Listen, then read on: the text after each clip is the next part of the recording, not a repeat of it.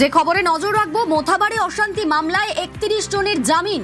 সায়েম চৌধুরী সহ ৩১ জনের জামিন। এনআইএ আদালতে জামিন হলো ৩১ জনের।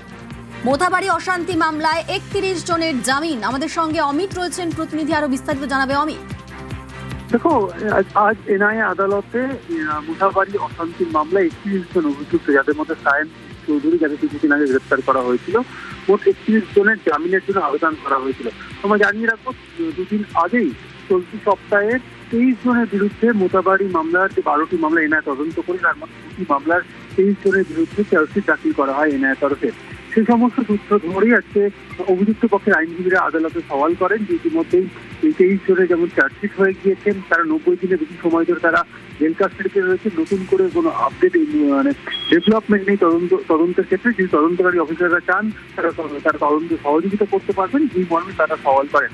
যদিও এনআইএর তরফে জামিনের বিরোধিতা করা হয়, তবে কিছুক্ষণ আগেই যে আদালতের নির্দেশ, তাদের ৩১ জন যারা অভিযুক্ত, যারা জামিনের জন্য আবেদন করেছেন, সকলেরই জামিন মঞ্জুর করেছে এনআইএ আদালত। বেশ, ধন্যবাদ অমিত।